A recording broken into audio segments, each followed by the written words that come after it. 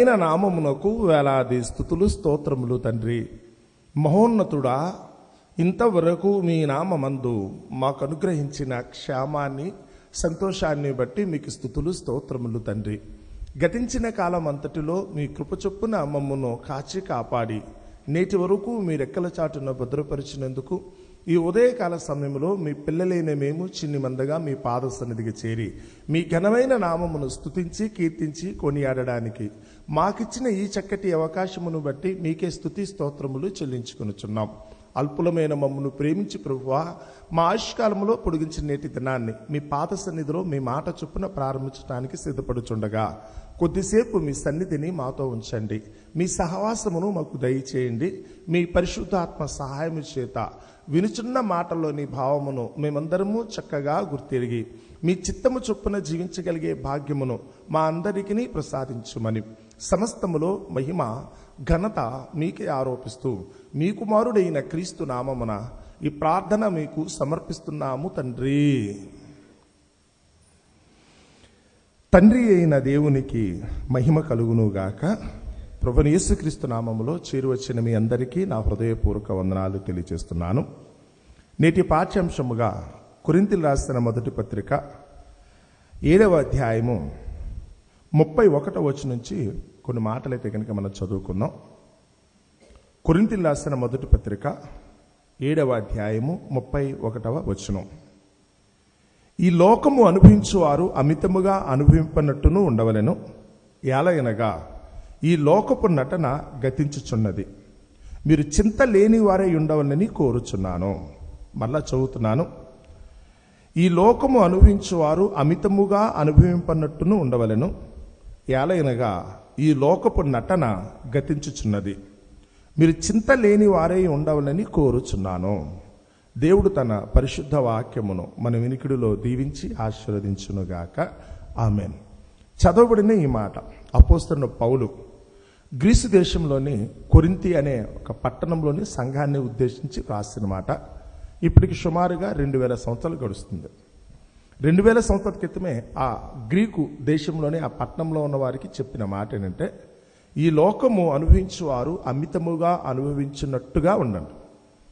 ఎవరైతే ఈ లోకంలో ఏదైతే ఉందో శరీరాశ, నేత్రాశ, జీవపు డంబం, తినటం, తాగటం, సుఖపడటం, సంపాదించటం, గొప్ప చేసుకోవటం, ఎదుటివారిని అయితే కనుక ఒకరు పెత్తనం చేసైతే కనుక ఆనందాన్ని పొందటం ఇత్యాది విషయాలతో ఎవరైతే ఉన్నారో వారందరూ కూడా అక్కడ చెప్తున్నమాట అమితముగా అనుభవించినట్టున్నాడు.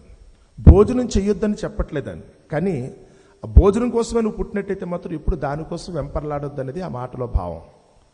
భోజనం చేయాలి, కానీ దానికి ఒక మితం ఉంటుంది కదండి. లిమిటెడ్గా తినాలి కదా, ఎంత అవసరం అంతవరకు తినండి. తినడం కోసమే మనం లేం కదా, మనం జలగలం కాదు కదండి. జలగైతే కనుక అది పట్టినప్పుడైతే కనుక రక్తం పీలుస్తూనే ఉంటుందట, ఎప్పటికీ పీలుస్తూనే ఉంటుంది. ఇంత అంత ఉండదు. ఒక గొంగళ పురుగు దగ్గరికి వచ్చినప్పుడు కూడా అది తోటల్లో పడితే కనుక తింటూ ఉంటుంది. ఎంత అంటే కనుక దానికి మితి లేదు. ఒక మిడతల దగ్గరికి వచ్చినా మరొకరి దగ్గరికి వచ్చినా వాటికి ఆకలి అనుకున్నప్పుడైతే కనుక ఎప్పుడూ వేస్తూనే ఉంటుందట. ఆకలి తీరే రోజు అయితే కనుక వాటికి రాదు. అది ఆకలి తీరే రోజు అయితే కనుక వాటికి రాదు. లోకంలో మనుషుల దగ్గరికి వచ్చినప్పుడు కూడా ఈరోజు చాలామంది దేన్ని ఎంతవరకు వినియోగించుకోవాలో దాన్ని అలా వినియోగించుకోవట్లేదు. సృష్టిలో ఉన్న ఈరోజు దేనిని గురించి ఆలోచించినా ఏ సుఖము సంతోషమని మీరు అనుకున్నా అది మానవుల కొరకే దేవుడు ఇచ్చాడు. ఆయన సృష్టించిన ప్రతి వస్తువు కూడా మంచిది అన్నాడు. ఏదైతే ఈ రోజు అయితే కనుక మన కళ్ళ ముందు కనపడుతుందో అన్నీ కూడా దేవుని యొక్క సృష్టే. కానీ మంచిదిగా ఇచ్చిన ఆ వస్తువు ఏదైతే ఉన్నదో లేకపోతే కనుక ఆ తలాంతు ఏదైతే ఉన్నదో ఈరోజు దాన్ని అయితే కనుక మనం విచ్చలవిడిగా వినియోగిస్తున్నాం. ఈరోజు ఎప్పుడైతే కనుక దానికైతే కనుక మితి లేకుండా పోయిందో, అపరిమితి అనే మాటకు వస్తే కనుక దాన్ని అయితే కనుక అన్లిమిటెడ్గా ఎప్పుడైతే అయిపోతున్నామో తద్వారా మనం తెచ్చిపెట్టుకోకూడని ప్రాబ్లమ్స్ తెచ్చిపెట్టుకున్నాం అంటాడు. ఆ చదువుకున్న మాటలు అయితే కనుక 32 వచనం అలాగే ఉంది కదా. మీరు చింత లేని వారే ఉండవలని ఇలాగూ చెప్పుచున్నాను. మీరు ఎందుకు అమితముగా ప్రేమించొద్దని చెప్తున్నానో తెలుసా? ఈ లోకంలో మీరు ఎవరిని అమితంగా ప్రేమించినా చివరికి మీకు మిగిలేదేంటి తెలుసా? చింత. ఒకటే గుర్తుపెట్టుకోండి. మీరు కట్టుకున్న మీ భార్య భర్త ఎడలు కనుక అమితమైన ప్రేమ మీరు కనపరిస్తే చివరికి మిగిలేది మాత్రం చింతే. నేను నా భార్యను బాగా ప్రేమిస్తున్నాను, నా భర్త లేకుండా నేను ఉండలేనని ఎవరైతే కనుక ఇలాంటి డైలాగ్స్ వేస్తారో వారందరూ ఏదో ఒక రోజు అయితే మాత్రం నెత్తి నోరు కొట్టుకుని ఏడవలసిన పరిస్థితి మాత్రం తథ్యం. ఇందులో మాత్రం ఎవరికి మొహమాటం లేదండి. నా పిల్లని అతి గారాభంగా ఎంతో ప్రేమతో పెంచుతున్నానని మీరు అనుకుంటే కనుక ఒక సమయానికైతే మాత్రం తీరని దుఃఖంతో వేదనతో ఉండటం మాత్రం తథ్యం. మీరు ప్రేమించొద్దని చెప్పట్లేదు. మీ భార్య ఎడల ఎంతవరకు ఉండాలో భర్త ఎడల ఎంతవరకు ఉండాలో లెక్క ఉంది కదా. మీ పిల్లల ఎడల మీరు నెరవేర్చవలసిన ధర్మం ఏంటో ఉందండి. తప్పకుండా వారిని ప్రేమించాలి. వాళ్ళు పొత్తిళ్లలో ఉన్నప్పుడు మీరు తప్ప మరొక ప్రపంచం లేదు వాళ్ళకి. వారు పొత్తిళ్లలో ఉన్నప్పుడైతే కనుక మీరు తప్ప ప్రపంచం లేదు కనుక ఖచ్చితంగా 24 గంటలు అటెన్షన్ ఉండాలండి వారికి. కాళ్ళు చేతులు వచ్చిన తర్వాత అయితే కనుక నేల మీద నడవటం ప్రారంభించిన తర్వాత 24 గంటలు ఇప్పుడు మీతో పని లేదు. వారికంటూ సొంత ఆలోచనలు ఉంటాయి. తిరగాలనో అటు ఇటు అయితే కనుక ఆటలాడుకోవాలనో మరొకటి ఉంటుంది. మరికొంత పెద్ద అయిన తర్వాత అయితే కనుక అన్నదమ్ములను బట్టో స్నేహితులను బట్టో వాళ్ళ ఆటలు మొదలు పెడతారు. మెల్లగా తల్లిదండ్రులకైతే కనుక వాళ్ళు దూరం అవటం ప్రారంభిస్తారు. పొత్తిళ్లలో ఉన్నప్పుడు 24 గంటలు నా దగ్గరే ఉన్నారు కదా అన్న ఉద్దేశంతో పెద్ద అయిన తర్వాత కూడా నా దగ్గరే ఉండాలని కోరుకుంటే అదేమవుతుందో తెలుసా? అత్యాశ అనరండి. ఆశ తర్వాత సంగతి, మూర్ఖత్వం అంటారు. నా పిల్లలు నా దగ్గరే ఉండాలనుకుంటే కనుక ఉంటారా? ఒకప్పుడైతే కనుక నా చెంగట్టుకుని వదిలేవాడు కాదు నా కొడుకు. నా కూతురు అయితే కనుక ఎప్పుడు కూడా నా చేతి కిందనే ఉండేది. నేను తినిపిస్తే తినేది, లేకపోతే కనుక నా దగ్గరే పండుకునేది. ఈ రోజైతే నాకు దూరం అయిపోయింది అంటారా? మరి యవ్వన దశకు వచ్చిన తర్వాత వాళ్ళు పెళ్ళైన తర్వాత అప్పుడప్పుడు కబురు పెట్టినప్పుడు కూడా, అమ్మా నిన్ను చూడాలనిపిస్తుందమ్మా ఒక్కసారి వచ్చి వెళ్ళు అంటే కనుక వస్తారో లేదో కూడా ఖచ్చితంగా తెలియదండి. వస్తారో లేదో కూడా తెలియదు పరిస్థితులు అండి. ఎందుకంటే కనుక రావడానికి వాళ్ళకైతే కనుక స్కోప్ లేకపోవచ్చు. వాళ్ళకున్న పరిస్థితులు వాళ్ళకు ఉంటాయి కదా. వాళ్ళు చేసుకున్న ఉద్యోగంలో, వ్యాపారాలు, వారికున్న జీవనోపాధి, వారు నివసించే స్థలం దూరంగా ఉండొచ్చు. అమెరికాలోనూ, ఆస్ట్రేలియాలోనూ, ఇంగ్లాండ్లో ఉన్న వాళ్ళకి అమ్మా నిన్ను చూడాలనిపిస్తుంది అనుకుంటే కనుక వెంటనే బయలుదేరి వచ్చేస్తారా? అంత ఈజీ కాదు కదా. వాళ్ళు రావాలనుకుంటే కనుక ఒక సంవత్సరానికి కానీ వాళ్ళు చూడలేరని. సో ఇది లోకంలో ఈరోజు పరిస్థితి. మీరు ఎవరిని గురించి ఆలోచించినప్పుడు కూడా, ఎవరిని గురించి ఆలోచించిన లిమిట్స్ ఏంటో చూసుకోండి. మీ పరిమితులు కొన్ని ఉంటాయండి. ఎంతవరకు వెళ్ళాలో అంతవరకే. నువ్వు తినేది ఎంత లిమిట్గా తిన్నావు, ఎంతవరకు తినాలో తెలుస్తుంది కదా. నువ్వు తింటున్నావు అనుకుంటే కనుక కంచంలో ఎదురుగా కనపడుతుంది, నీకు ఎదురుగా బేసిన్లో వడ్డించేస్తాను అనుకుంటే కనుక అంతా తినేయలేదు కదా. ఓ సమయంకి వచ్చేప్పటికల్లా నీ శరీరం చెప్తూ ఉంటుందండి. నీ శరీరం చెప్తూ ఉంటుంది చాలు నాకు అక్కర్లేదు కదా అని. త్రాగే నీళ్ళు దగ్గరికి వచ్చేప్పుడు కూడా అంతకంటే ఎక్కువ మించి తాగలేం కదా. నువ్వు నిద్రపోయే పరిస్థితి దగ్గరికి వచ్చేప్పుడు కూడా ఇప్పుడు పడుకోవాలనుకున్న కుదరదు కదండి. మంచం మీద దొరికినప్పుడు కూడా నిద్ర పట్టదండి. దానికి కూడా లిమిట్ ఉంది.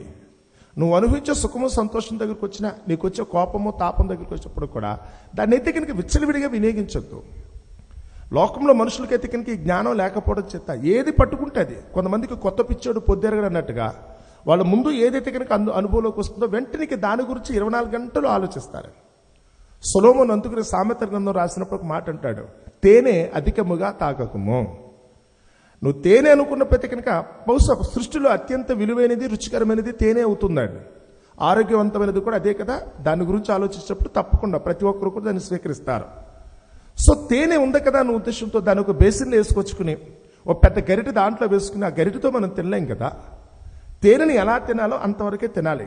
అది అరిచేతిలో పోసుకుని కొంచెం స్పూన్తోను దాన్ని కనుక నాకుతుంటే కనుక దాని ఆనందమే వేరు.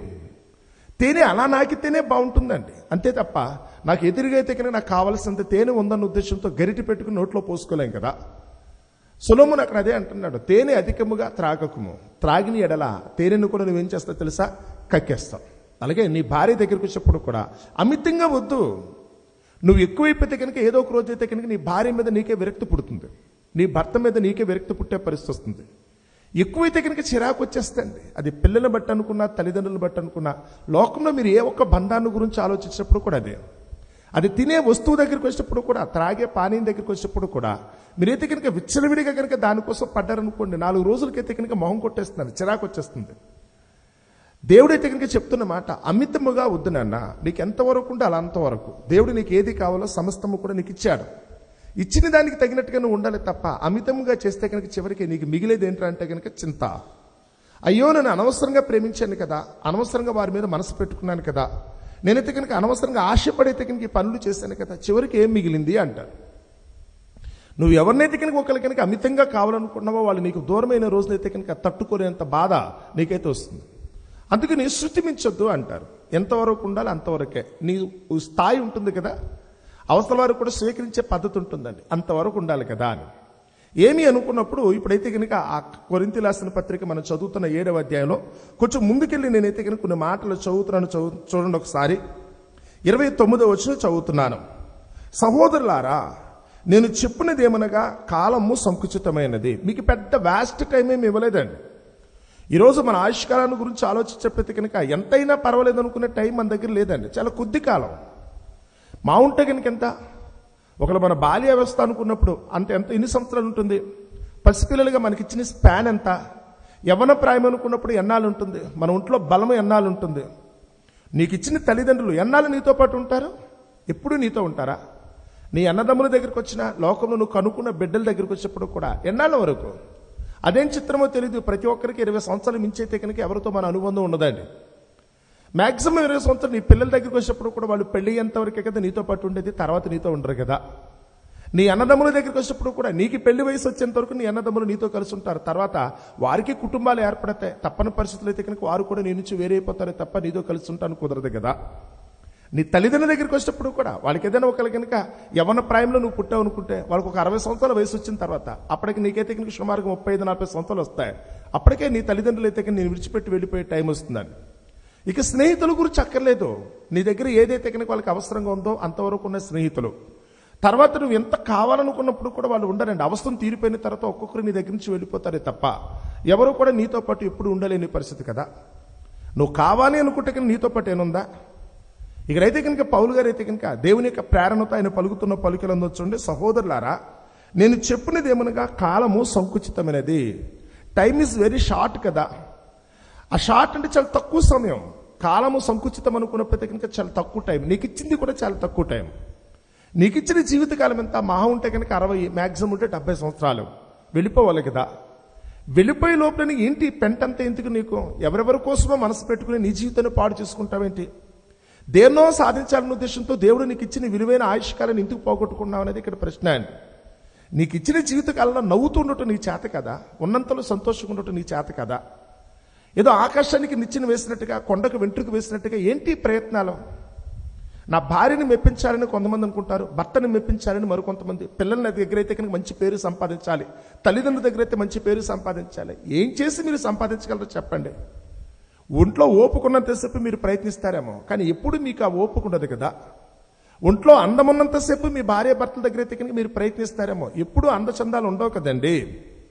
మీరు ధన సంపాదన ఉన్నంతసేపు కూడా నీ కుటుంబానికి అయితే కనుక గౌరవాన్ని కలిగిస్తారేమో, వాళ్ళ దగ్గర అయితే నీ గౌరవ మర్యాదలు దక్కుతాయి. ఎన్నాళ్ళు సంపాదిస్తారు? లోకంలో ఒక మనిషిని మెప్పిస్తూ ఎప్పటికీ అలా ఉండాలనుకుంటే సాధ్యం కాదండి. ప్రభుత్వాలు నేలే పెద్దలు కూడా అంతే. నిన్న మొన్నటి వరకు పొగిడిన వాళ్ళు కూడా ఏదైనా సందర్భం వచ్చిందనుకుంటే కనుక వెంటనే తిట్టడం ప్రారంభిస్తారు. నిన్న మొన్నటి వరకు అయితే కనుక ఆహా ఓహోని నెత్తి మీదకి ఎక్కున్న వరకు కూడా మళ్ళా కొద్ది రోజులు గడిచినప్పటికీ వాళ్ళే నేలకేసి కొట్టేస్తారు తెలుసా. ఏ కళ్ళ ముందు కనపట్లా. భార్య అనుకున్నా భర్త అనుకున్నప్పుడు కూడా పెళ్ళైన కొత్తలైతే కనుక ఒకరిలో ఒకరు ఎంతో అనురాగంతో బ్రతికిన వాళ్ళే. ఓ సమయం వచ్చేప్పటికల్లా వాళ్ళైతే కనుక చీకొట్టుకుని పోరా అనుకుని ఆవిడ పోవే అనుకుని ఈయన అనుకునే పరిస్థితి వచ్చింది అనుకుంటే కనుక ఏమైంది? తల్లిదండ్రుల చెంత నుండి అయితే కనుక చెంగొట్టుకుని వదలకుండా తిరిగిన పిల్లలే ఓ సమయానికి వచ్చేటప్పుడైతే కనుక తల్లిదండ్రులకి విరోధంగా పోగుపడి వెళ్ళిపోతున్నారు అనుకుంటే కనుక కళ్ళ ముందు కనపట్లా. ఇవన్నీ కనపడుతున్నప్పుడు మనకేమీ అర్థం కావాలి. ఏదో కావాలంటారంటే ఏం చేస్తారో దానివల్ల మీకు కలితీసి ఏంటి అనుకున్నప్పుడు చూడండి ఆయన అంటున్నమాట, ఇక మీదట ఒకవేళ కనుక మీకేమైనా కనుక కొద్దిపాటి జ్ఞానము వివేకము ఉంటే కనుక దయచేసి మీ భార్యాభర్తలు అనుకున్నప్పుడు, ఎందుకంటే సృష్టిలో అత్యంత విలువైన బంధం ఏదైనా ఉందనుకుంటే కనుక భార్యాభర్తల బంధం.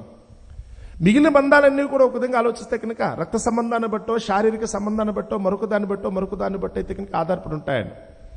కానీ ఇక్కడికి వచ్చేప్పుడైతే కనుక ఒకే తల్లి గర్భాన్ని పుట్టకపోయినప్పుడు కూడా భార్యాభర్తల దగ్గరికి వస్తే వాళ్ళిద్దరు ఒకే తల్లి గర్భాన్ని పుట్టలేదండి. ఒక కుటుంబంలోని వారు కూడా కాకపోయినప్పుడు కూడా ఎక్కడో పుట్టి ఎక్కడెక్కడో పెరిగిన వారు.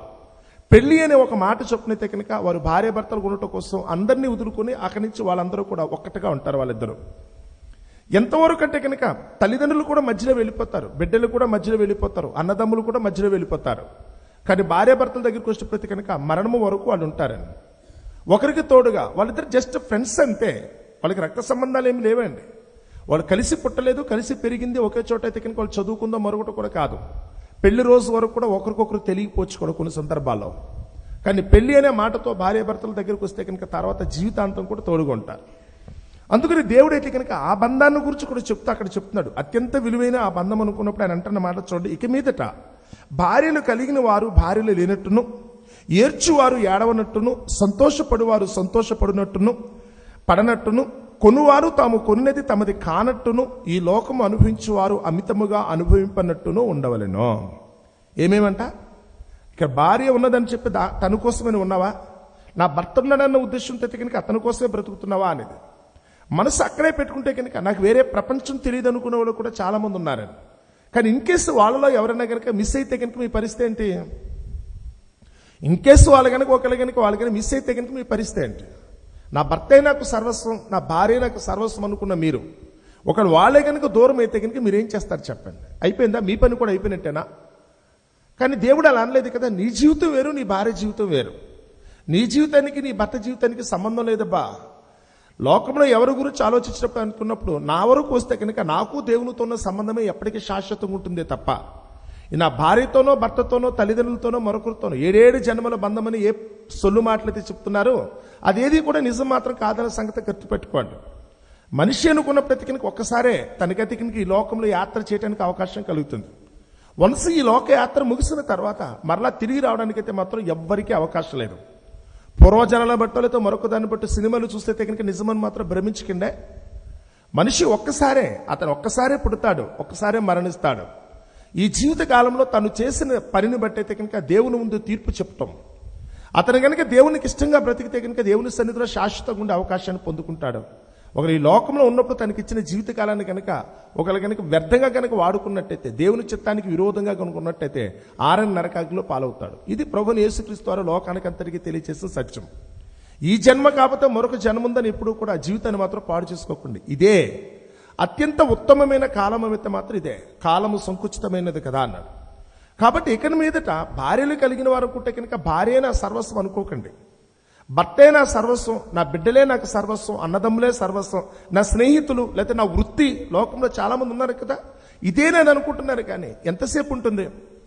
ఉద్యోగం చేసేవాళ్ళు ఉన్నారనుకోండి. సపోజ్ నా ఉద్యోగమే నాకు దైవం అన్న ఉద్దేశంతో కేవలం 24 గంటలు కూడా దాని మీదే పట్టుకుని వేలాడే వాళ్ళు చాలా మంది ఉన్నారు. ఇక ప్రపంచం తెలియదండి కొంతమందికి అయితే కనుక 24 గంటలు దాని మీదే. కానీ ఒక సమయం వచ్చిన తర్వాత వాళ్ళకైతే రిటైర్మెంట్ ఇస్తారని. ఆ సమయంలో అయితే కనుక వాళ్ళు అక్కడి నుంచి అయితే తన్నుతారు. ఇక అయిపోయింది, నీ పని అయిపోయింది, వెళ్ళిపో అంటారు. నీ పని అయిపోయిందంటే అప్పటి వరకు అయితే కనుక ఏ ఆఫీసులో అయితే పనిచేశాడో, ఏ చోట అయితే కనుక తన సహచరులతో కలిసి ఉన్నాడు, ఇప్పుడు వాళ్ళందరూ వదిలిపెట్టుకుని అయితే కనుక ఒంటరిగా ఇంటికి కూర్చోవాలి. ఆ ఉద్యోగం అది శాశ్వతం కాదు. ఏలే పదవులు ఏదైతే ఉన్నదో అవి శాశ్వతం కాదు సుమా. లోకంలో ఏ బంధం దగ్గరికి వచ్చినప్పుడు కూడా ఏది శాశ్వతం కాదు. ఎన్నాళ్ళు ఉంటుందో, ఎప్పుడు అది బ్రేకప్ అవుతుందో కూడా ఖచ్చితంగా చెప్పలేని పరిస్థితి. ఇది 2000 సంవత్సరాల క్రితమే ప్రభువుని యేసుక్రీస్తు వారిని బట్టి పౌలు గారు అయితే కనుక ఈ మాట లోకానికైతే కనుక తెలియజేశారు. అందుకని మీరు ఏడవకండి. ఏదైనా అనుకోని సంఘటన జరిగితే కనుక పోగొట్టుకున్న దాన్ని బట్టి చింతించవలసిన అవసరం లేకుండా ఉండాలంటే ముందుగానే మీరు చేయాల్సిన పని ఏంటి తెలుసా?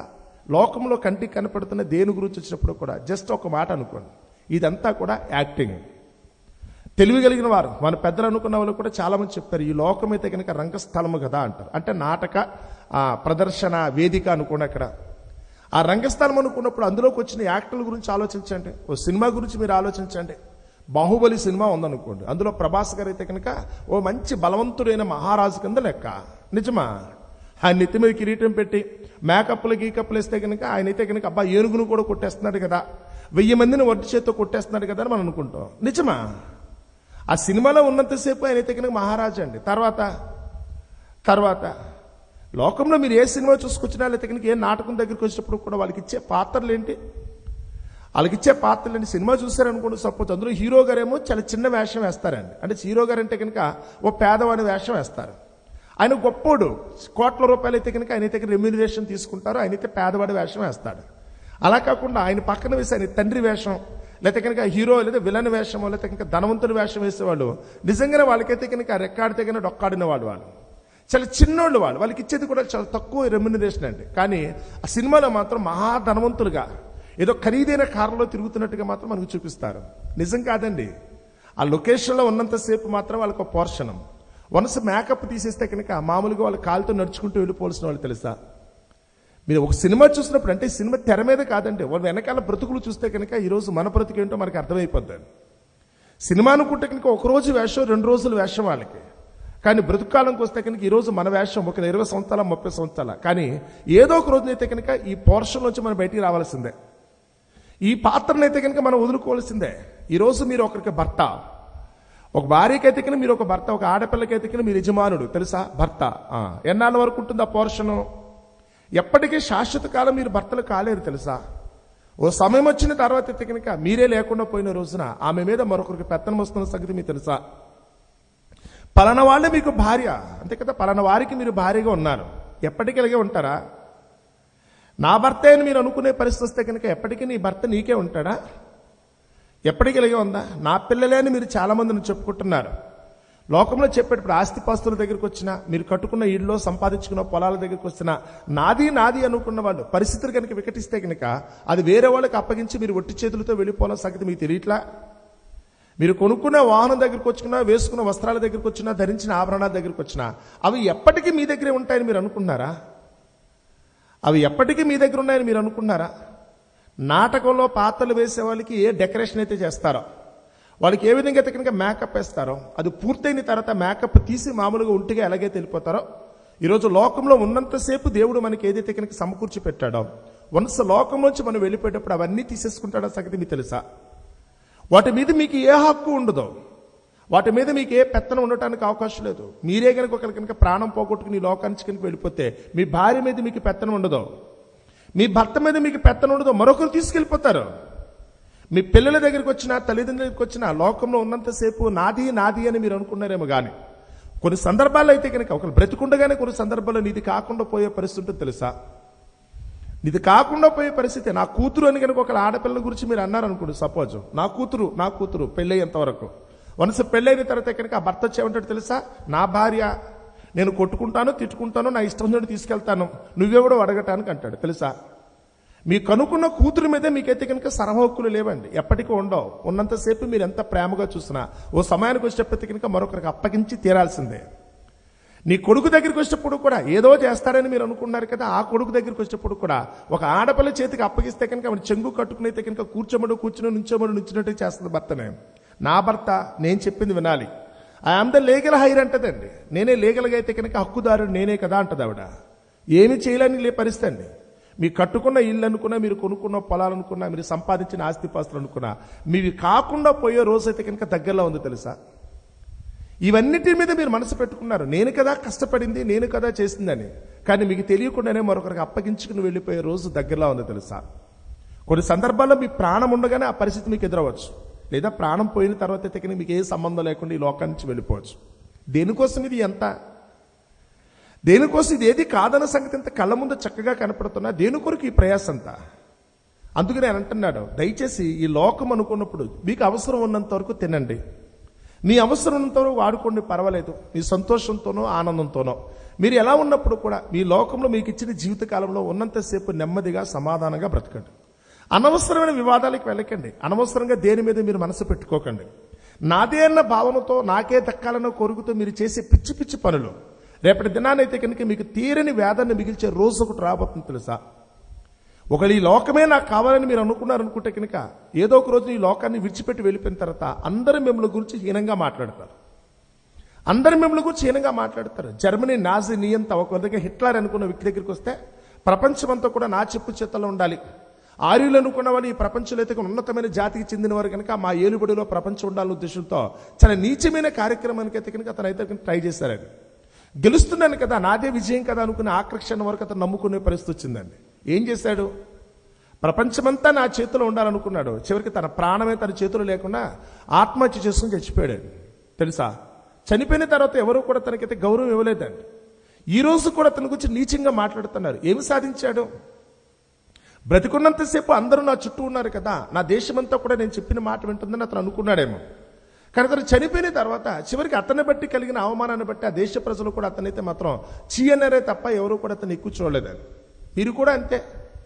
ఈరోజు ఏదో గౌరవం కోసమో, పద్ధతి కనుక ఏదో మాకేదో గొప్ప కోసమో, పెత్తనం చేయడం కోసమో, అధికారం కోసమో, సుఖము కోసమో, సంపాదన కోసమో ఈరోజు మనిషి ఉచ్చ నీచాలు మరిచి చేయకూడని ఎన్నో దౌర్భాగ్యమైన పనులు చేస్తున్నాడు. ఇన్ని చేసి సంపాదించుకున్న కొన్ని ఎప్పటి వరకు కాచుకుంటాడు అనుకుంటే కనుక ఓ సమయానికి అన్ని విడిచిపెట్టుకుని వెళ్లాల్సిందే. బ్రతికుండగానే చాలా మంది అయితే కనుక నీచంగా మాట్లాడేస్తున్నారు, చనిపోయిన తర్వాత అయితే కనుక చాలా మంది అయితే కనుక చీకొట్టే పరిస్థితి వస్తుంది కదా. నిన్నటి దినాన్ని మనం చదువుతున్నప్పుడైతే కనుక ఆ ఎరుకో పట్టణంలో జక్కే దగ్గరికి వస్తే ధనము సంపాదనే అతను పరమావధిగా బ్రతికాడేటాడు. అందుకొరకు ఎంతో మందిని అయితే కనుక అతనైతే వేదన పరిచాడు. కానీ ఏం సంపాదించాలనుకున్నప్పుడు అందరూ కూడా అతను పురుగును చూసినట్టు చూస్తారండి. డబ్బులైతే కనుక బాగున్నాయి, ఎత్తైన మేడ కట్టుకుంటాడు, ఒంటి నిండుగా ఆభరణాలు వేసుకుంటాడు, ఖరీదైన కార్లలో తిరుగుంటాడు. ఒకటి కాదండి, విస్తారమైన ధన సంపాదన అతనికి ఉంది కనుక నాకేమీ అనుకున్నాడేమో కానీ చుట్టూ ఉన్న మనుషుల మనస్సులో మాత్రం అతని గురించి ఏముందో తెలుసా? ఒక పురుగులాని చూస్తున్నట్టుగా చూశారని అతను. అందరూ కూడా హేళనగా మాట్లాడారు. ఈరోజు మీరు కూడా అంతే. మీరు ఏదో చేయాలనే ఉద్దేశంతో ఒకరు చేసే తప్పుడు పనుల వల్ల మీ వ్యక్తిత్వాన్ని దెబ్బతీసుకున్నారు తెలుసా? మీకంటూ ఒక క్యారెక్టర్ లేదంటే మిమ్మల్ని చూసిన వారు పైకి ఏమీ అనలేకపోయినప్పుడు కూడా నీ ముందు నిలబడినప్పుడు ఒకవేళ నీ ముఖస్థుతి చేసినా నీ వెనకాల మాత్రం వాళ్ళు నిన్ను గురించి చాలా అసహ్యంగా మాట్లాడుతున్నారు. రీజన్ ఏంటంటే కనుక మనం చేసే పనులు బాలా ఏదో కావాలనుకుంటున్నాం, మనకి ఇచ్చిన దానితో తృప్తి పడకుండా దేవుడు నియమించిన క్రమం చొప్పున కాకుండా కాని విషయాలకు మనమైతే కనుక వెళుతున్నాం. వాళ్ళు చేయకుండా పనులు చేసినందుకు చివరికి మనమైతే కనుక అవమానపరుచుకునే పరిస్థితి వస్తుందని. అందుకు నేను అంటున్నాడు, మీరు చింత పడకుండా వాళ్ళని చెప్తున్నాను. ఈరోజు మీరు చేసే పని రేపటి దినాన మీకైతే కనుక సిగ్గు కలిగే పరిస్థితి రాకూడదు.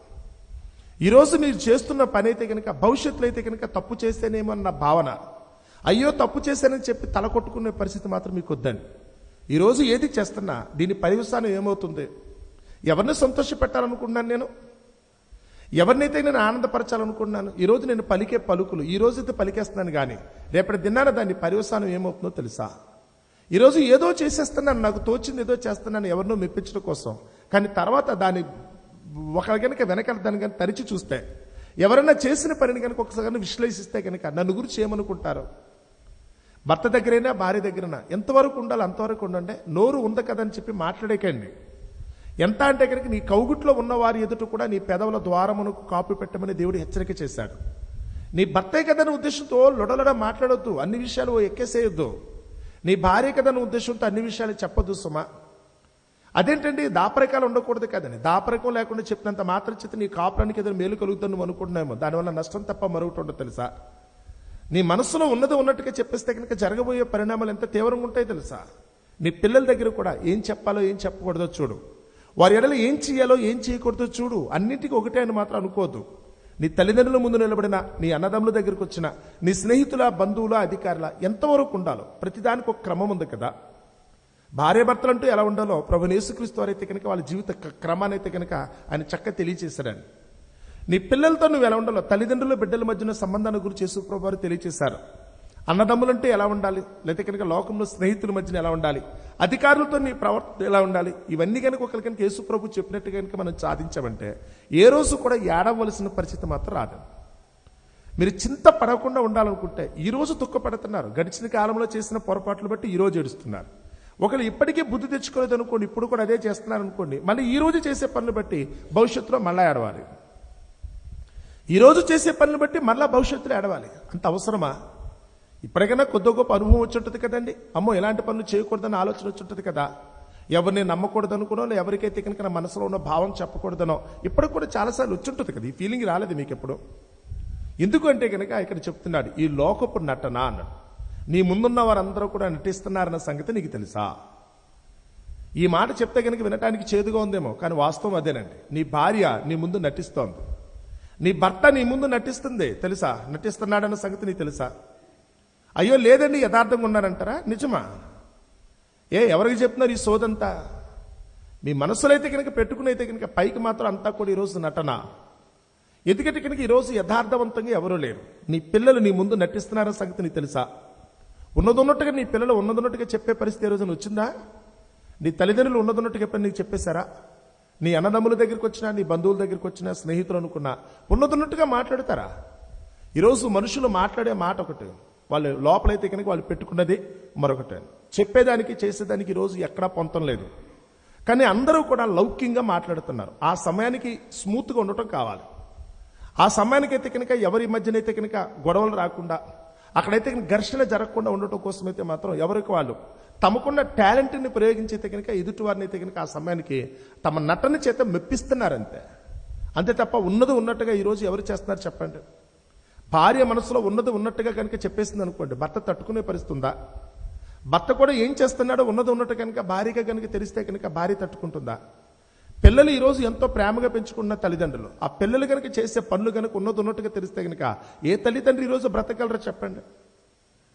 ఏ తల్లిదండ్రి ఈరోజు బ్రతకగలరు? తమ తల్లిదండ్రుల జీవితాల్లో చీకటి ఏదైతే ఉందో, వాళ్ళు కూడా చేయకూడని ఎన్నో పొరపాట్లు చేస్తుంటారు. ఆ సంగతి ఉన్నట్టు కనుక పిల్లలకి తెలిస్తే కనుక ఆ పిల్లల తల్లిదండ్రులు ఎలాంటి భావంతో ఉంటారో ఒకసారి ఆలోచించండి. తెలియకపోవడమే మంచిదండి. తెలియదనే చెప్తున్నాడు ఇక్కడ. ఎంత చెప్పాలనుకున్నా ఎవరు చెప్పరు. మన అధికారులు చెప్పరు, మన నాయకులు చెప్పరు. మన ఈరోజు ఎవరైతే పరిపాలిస్తున్నామో మన పరిపాలకులు కూడా ఎవరు కూడా ఉన్నట్టుగా చెప్పరండి. చెప్పేది ఒకటి, వాళ్ళు చేసేది ఒకటి, జరుగుతున్నది ఒకటి, ఈరోజు మన కళ్ళ ముందు పెడుతున్నది ఒకటి. కారణం ఏంటంటే కనుక లోకమంతా కూడా ఈరోజు నటనతో కూడుకుంది కదా. మనిషికి కూడా నటన అంటే చాలా ఇష్టమండి.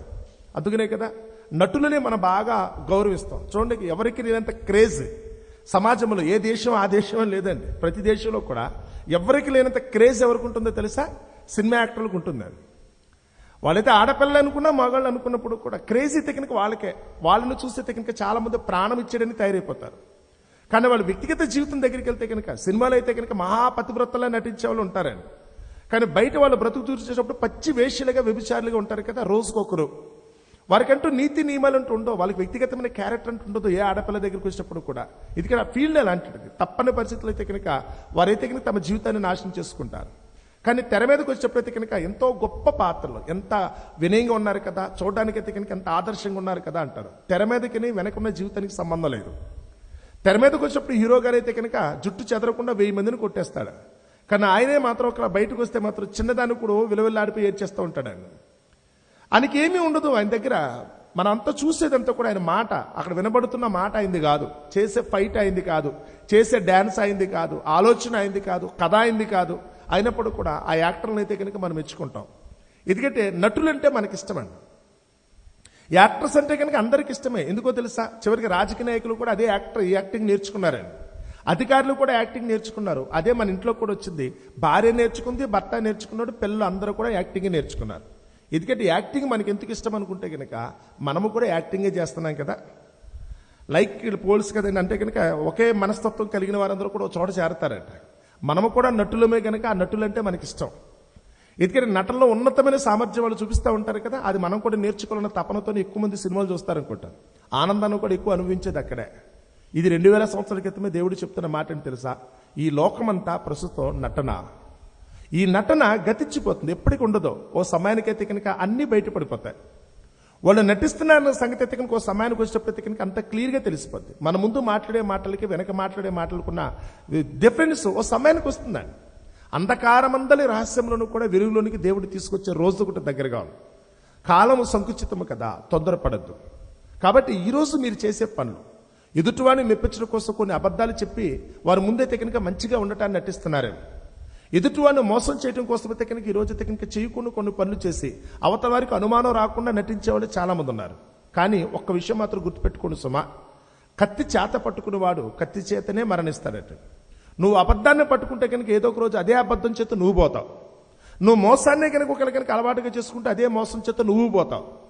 ఎక్కడైతే నువ్వు నటిస్తున్నాను అనుకున్నావో, మూడో కంటికి తెలియకుండా ఎవరికి అనుమానం రాకుండా చేస్తాను అనుకుంటే నీకంటే పెద్ద నటులు ఏదో ఒక రోజు నీకు కూడా ఎదురుపడతారు. నీకు కూడా తెలియదు.